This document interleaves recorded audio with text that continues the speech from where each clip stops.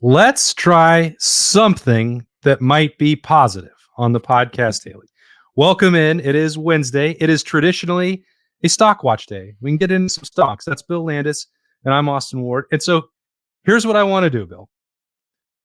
Not everything in the Cotton Bowl was as uncomfortable and disastrous as maybe it felt at the time or the way we evaluated it after the game. Certainly, there had to be a few performances against Missouri on Friday night at AT&T Stadium that count for something heading into 2024. Yeah, no, there definitely were. Most of them on the defensive side, probably. But there was at least one on the offensive side that I thought was encouraging, and that was Travion Henderson's. And I don't know what that means because we don't know as we record this what exactly Travion's going to end up doing after the season that just passed. But I thought he ran really hard. I thought he looked explosive. And again, like it felt a little bit like the Michigan game to me, where you were just kind of waiting for him to hit a really big one. Now he hit some longer ones against Missouri that he ended up hitting against Michigan. But I thought Travion looked fresh. And when we talked to people in Dallas, like in the week leading up to the game, and in particular Brian Hartline, he said like Travion looks fast. And I think that's the shorthand that people use when like Travion looks like Travion. He's just incredibly explosive. So they probably should have given him the ball more. And like I know I'm saying that as someone who said he was like a proponent of Travion not getting 30 touches in the Cotton Bowl, but I think it was clear that the passing game wasn't quite working, at least downfield passing, and maybe there was an opportunity to get the ball to Travion more via the screen game or simply just running the ball more than Ohio State did, because I thought he was easily their best offensive player on a day where like I don't really know that anyone other on the offense like had much of a good day, but I thought Travion looked pretty good. And like it was in line with how he looked in the second half of the season. So if he decides he wants to come back, and that's the guy that's going to be maybe not the catalyst of Ohio State's offense, but at the very least an incredibly important piece of it, then that's something I think you should feel pretty good about.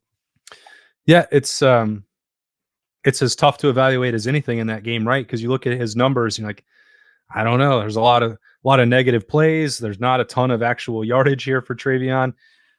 It was more of like a feel thing that he could have, if the blocking had been better, if the play calling had been more creative, if they had gone. I almost like can't believe that the jumbo package with Caden McDonald, who was a person that I was going to talk about in the show as well, and Tegra Shabola, was like that we only saw it like 2 or 3 times because it worked, right? It may not have worked every single time, but there were opportunities to do that. And Ohio State clearly felt like its only way to move the football in this game, even before Devin Brown got re-injured, it was like, this is going to be a heavy run game. So why they were like worried that was going to telegraph too much what they were doing didn't make a ton of sense to me. Again, I'm not trying to be negative. I'm meaning it as a positive. They found a role for Caden McDonald. He went out and played fullback. Even when he missed a block on the second one, he turned around, gave extra effort, and dove to throw his body in the way to try and make something happen. I really liked seeing that extra effort. Now, he's not a fullback, so it's projecting like the fact that Ohio State gave him a role of importance in this game and what that might line up with what we heard about maybe in middle part of the season for him on the defensive line. But Tegra was out there and he was ready to throw his body around, and we know he's been itching for more opportunity in a role.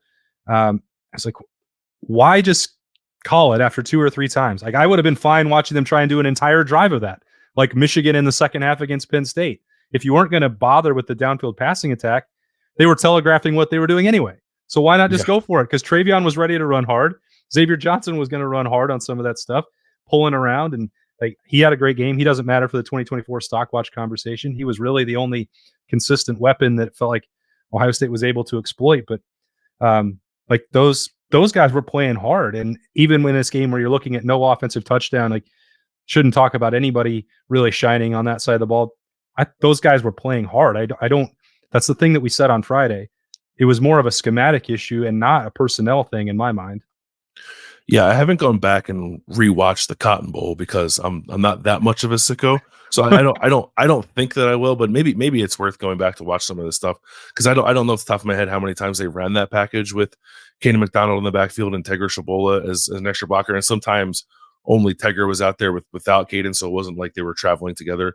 at all times. But I agree with you. Like I thought both guys played well, like to the point where, and I know I'm not alone in this feeling, like they should have pulled Enoch Kamahi out of the game and let Tegra play guard at some point. I think just at the very least to see what it looks like, because it certainly didn't look very good with Enoch playing right guard. But I do put a little bit of stock in guys just like being given a role, even if it's a small one. And then when they go out there and they're told to perform that task, they do it fairly well, but even more importantly, they play hard, as you said. And you turned to me during that one play when Caden McDonald kind of made that extra effort and said, like, oh, that was pretty impressive. And I agreed with you. Like, obviously, whatever the future holds for Caden McDonald is not on the offensive side of the ball. But I think when you see a guy like playing with a little bit of juice, showing a high motor, especially when a guy is like actually a defensive tackle, those are things that I think can translate when you project forward into what he could be in 2024. And he might have to step up into a big spot next year, depending on what happens with that position. We know they're not going to have Mike Hall. We know that Jaden McKenzie has transferred. We're waiting on Tyleek Williams, and Ty Hamilton is an older guy who I suppose has to make a decision too. And even if both those guys come back, it's still an incredibly young position behind those top two guys. And someone's going to have to step up and fill that void. And certainly it could be Tywone Malone or, Jason Moore, or really anybody, Hero Canoe. But I would buy some stock in Caden McDonald. I think both based on what we heard about him during the season and how he was kind of popping in practice a little bit. And then, the fact that they put him into a big spot in the Cotton Bowl, I think shows that they trust him. Yeah. I wish that we had an opportunity to talk more about Brandon Ennis or Carnell Tate. We got to see a little bit of practice, the first, viewing periods that we'd had since August with this team.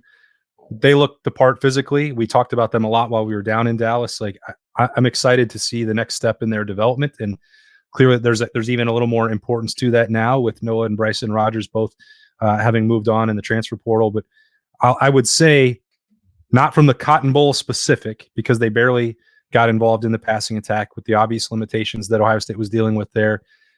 But the way that they move physically, some of what Brian Hartline talked about with Carnell Tate was like, you may have seen more of that in September and October. There was a little bit of a health concern that we weren't fully privy to with him that may have impacted his playing time.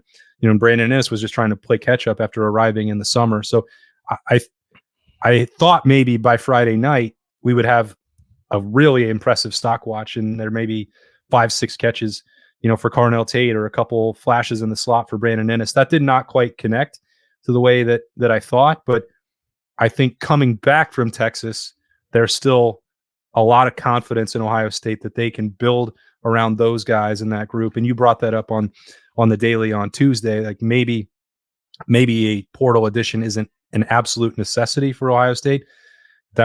Depth is probably going to require some of that, but a frontline starter, probably not, because you now have this development under the belt of Brandon Ennis and Carnell Tate to carry into next year. And I think that they made the most out of the situation that they had. Yeah, it was disappointing, I guess. And it's not necessarily that those guys played poorly, although I guess Carnell Tate, I think, had a drop in that game. If I'm not mistaken, he might have been credited with one, but like he was targeted 4 times. Brandon Ennis was targeted once. Emeka Ibuka led the team with 6 targets, and they only threw 19 passes. So it just turned into a game where those guys unfortunately weren't going to be showcased. And I think it's a much different world if Devin Brown stays healthy, because I think Ohio State would have eventually gotten into more of a throw game as Devin got a little more comfortable, probably in the second half of that game. So it's still a lot of projection, especially with Brandon Ennis. But I think if you, and I tried to do this with Emeka Ibuka too when he was younger, right? If you look at how Xavier Johnson was used in that game, guy got a couple targets in the pass game. I think he got 5 carries. Some of them were when he was purely lined up in the backfield. Some of them was when he was like lined up in the slot and came and took some sweeps. Like, I definitely think Brandon Ennis can do some of that stuff. I'm actually kind of bummed out that we didn't get to see any of that, because he's pretty electric, I think, with the ball in his hands. And obviously that lends itself to punt returning too, if Ohio State ever wants to put a guy who's actually a threat back there to do it. But not to get you all riled up, but I do think we're doing very poorly on the trying to keep it positive stock watch. Yeah, I think like I'm still very high on those guys. Like, I know we were hoping it would be a coming out party for them, similar to what the Rose Bowl was for Marvin and Emeka a couple of years ago, and it definitely wasn't that. But I don't know if the stock price has dropped it all on them because of that Cotton Bowl game, I would certainly buy a lot of it because I think the future is bright for the pair of Carnell Tate and Brandon Inniss, and obviously it helps them if Emeka Egbuka comes back. And I would I'm lumping a Jeremiah Smith in there too. And I'm a guy who tries to not put undue expectations on true freshmen. I don't think I'll do that with Jeremiah Smith. I think I'm watching highlights of him down at the Army Bowl and just like watching him do routes on air. I'm like, oh my goodness. So I would put him in there too. I think receiver's fine. They'll be young, but I think it's okay to be young at that spot. Yeah, I think sometimes Xavier Johnson's athleticism doesn't get enough credit. We talk about him a lot and the versatility that it provides, and like late in that 2022 season, it was like maybe they should be doing this more, but not making it so obvious that every time he steps on the field, he's going to touch it. And it didn't put him in spots, but he had a lot of electrifying runs. And there was that point on Friday night where he caught the ball and then got hit low and had to get the medical attention. It's like at that point, he had accounted for 44% of Ohio State's offensive yardage. And all of this is a buildup to say Xavier Johnson deserves more credit than he may have received, but also in terms of pure measurable athleticism and high-end upside potential, this is not meant as a knock at all. Again, love Xavier Johnson, praising it. Imagining what Brandon Inniss could do in that same role is a very different proposition. So, I think that part has to be exciting, and that stuff has to still be part of this plan, because it just feels like, I don't know if you agree with this, but it felt like Ohio State would just view any touches for Xavier Johnson as like out of the gadget bag. And I think there needs to be more of it in the actual base offense. Yeah, and it's not, I hesitate to bring the H-back word back into Ohio State's offense, but it was such a focal point of what Urban Meyer did. And, the sport has changed a little bit and teams are more used to that. So like, I don't think you can rely on it all the time, but, I'm watching the college football playoff game on playoff games on Saturday and seeing how some of these teams really kind of weaponize like the slot position and have some versatile guys in there, Washington in particular. I do think Ohio State can do more of that. These guys are really excellent receivers, right? So I get wanting to mostly treat them as such, but especially for a team that was like really struggling for a lot of the year to figure out how to run the ball effectively and would kind of go back and forth on like sort of how creative and diverse they want it to be, or maybe they just, in this game in particular, I felt like they became a little one note again with the way they were trying to run the ball. Like that's a position that I think can unlock a lot for you. And it's the reason you recruit guys like Brandon Inniss. Like he's a super dynamic athlete. He played quarterback in high school, as we've said a bunch of times. Like he's comfortable with the ball in his hands. He doesn't have to be 15 yards down the field for you to get him the ball and for him to have an impact on the offense. So I think just like generally they need to infuse a little bit more creativity and like fun into this offense.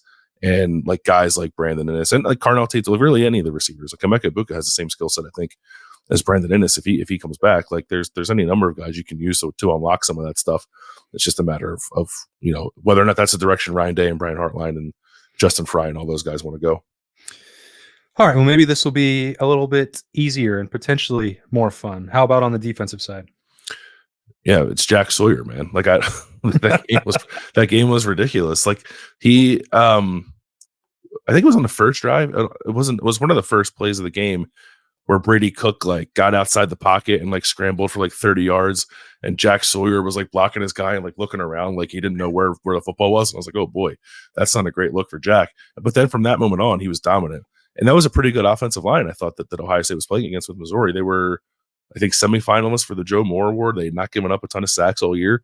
Jack ends up with 3. Kind of got him in a different way. Like it was mostly power, but like he knocked the puller like kind of back into the quarterback. He just won off the edge. I think one time they didn't block him, but or he's getting red maybe, and he just kind of got free. But that happens. But when that happens, you gotta finish the play too. So he had been playing really well over the second half of the season. Like Jim Knowles remarked on that several times when we talked to him, and I found myself agreeing with him at every turn. Most of that I thought was how well Jack was playing against the run, but he had been seeing an uptick in pressures, even though they weren't leading the sacks. So it was great to see him get 6 pressures and 3 of those end up with sacks. And, he strongly hinted when we talked to him during the week that he was going to be coming back this year. I don't think it's the kind of game that's necessarily going to change his mind. And I think it might have been you. I think you said to me, like, because I might have floated that, and you said, well, like Luke Whippler could be a cautionary tale when guys are considering using the bowl game as like a 1-game sample size to change their mind and go off to the NFL. I think Jack's a smart kid and understands that if he could come back next year and not necessarily have 3 sacks every game, although that'd be tremendous, but just play like a dominant pass rusher that he looked like in that game, and just like the stout physical defensive end that he looked like for, I think, the second half of the season, then he's a guy who can really help himself and help Ohio State's defense next year. Yeah, I don't think that you could fault Jack Sawyer. I think his stock was probably in a spot where he could have been a 3rd or 4th round pick anyway, just based on the size, strength profile and that he has, and enough tape after playing for 3 years at Ohio State. Like, he'd be a draft pick. There's no question about that. The danger of sometimes using that one game is like, well, that's really going to change the scout's mind. They would like to see it over an extended period of time. They're not in the business of just taking one game. Oh, look what he did against Missouri. Those were Joe Moore semifinalists. Holy cow. 3 sacks against Missouri. We're done here. The rest of the tape doesn't matter. And that's not to slight, because Jack over the second half of the season was really soaring. And like, we were talking about him over and over, and like the production was growing. You could see how close he was to really taking off. And now this is something that you put that, and again, if Jack decides that he wants to change his mind from what we have previously indicated and been told, I would be okay with that. That's up to him. I think taking what happened against Missouri, using that as a platform for scouts and general managers to be thinking about him heading into spring, heading into their draft boards, preparing for 2025.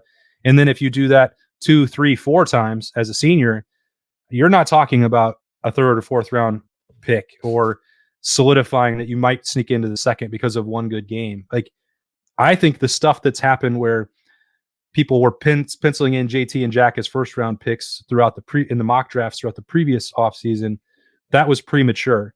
And it was a projection.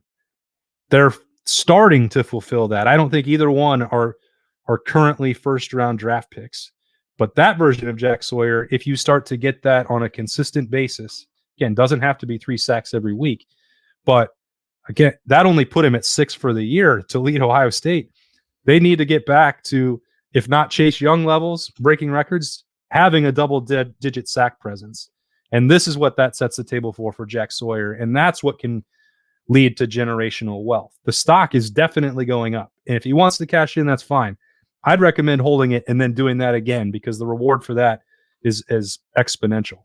Yeah, it's like what Denzel Burke was talking about, right? The difference between being like the, I don't know, 39th pick and the 9th pick is like tens of millions of dollars, right? And these guys are aware of that. So again, I'm with you. Like, whatever Jack decides to do, ultimately, I won't fault him for it if he decides to go, and certainly he's entitled to change his mind and think that he did something to help himself in that game. He clearly did.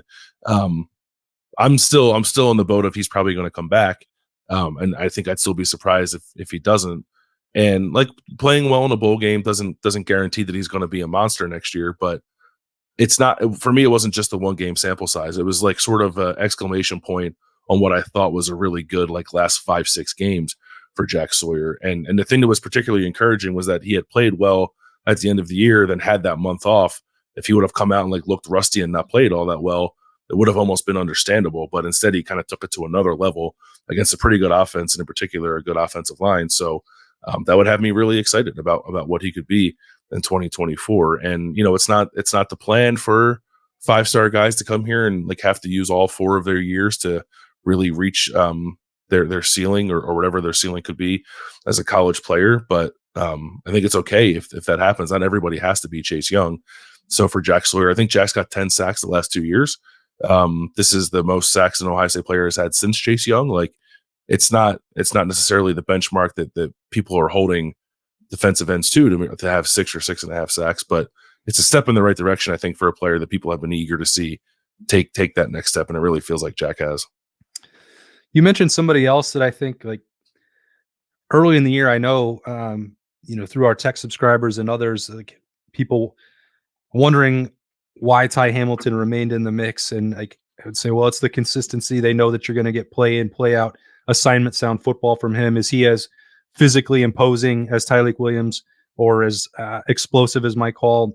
No, he's not. But he's a very important part of this foundation for Ohio State. It's often overlooked, and I do think that floor is being raised as the season went on. I thought he got better. I thought he played. I didn't take note of every single snap he played. You know, the PFF grades can be whatever. We'll take them with a grain of salt.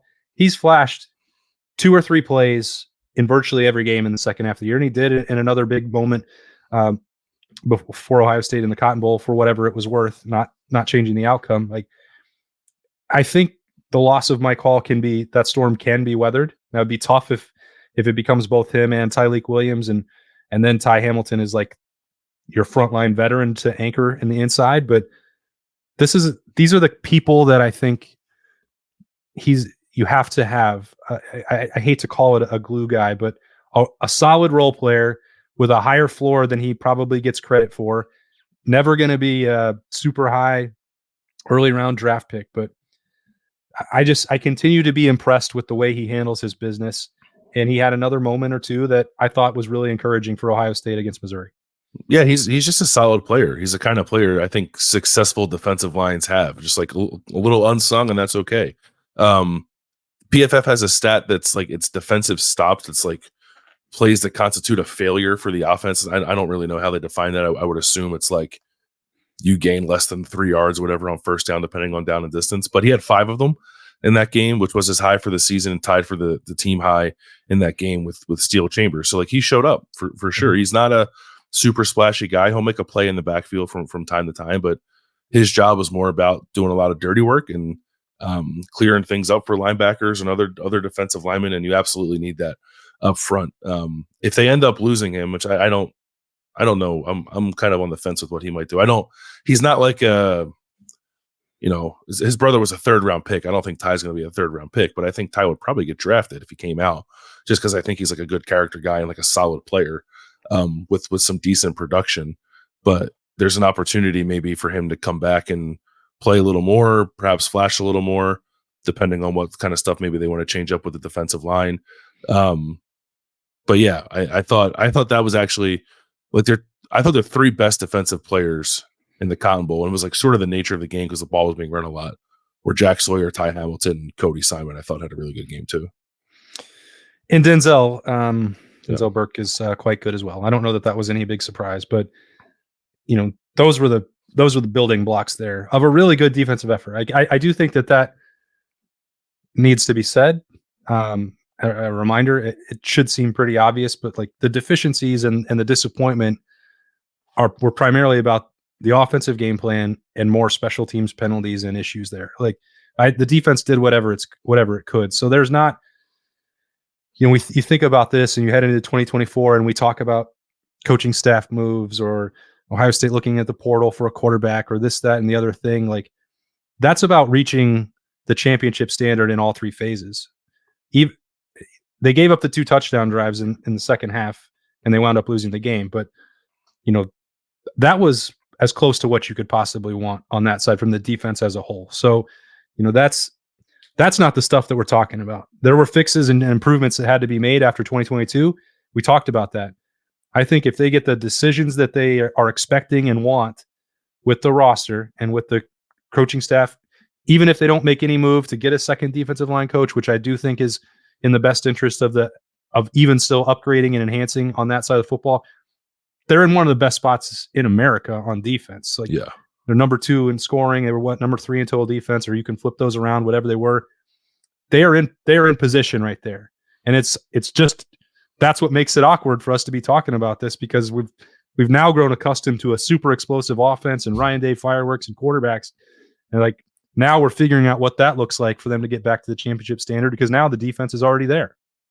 Yeah, I think it is there. And those personnel decisions are key, right? Like if they end up getting bad news, that we're not expecting a flood of bad news, but some guys could maybe do something different than what we're anticipating, then they'll have to readjust. But at the moment, it looks like the floor for the defense is going to be incredibly high next year. I do think the ceiling could be raised, like whether that's through some coaching changes, particularly up front, or just like some different ideas of how to generate more pressure or how to find ways to get more takeaways. Like they're a stout, solid defense. It's kind of strange that they didn't have that many takeaways given how good they were in almost every other facet.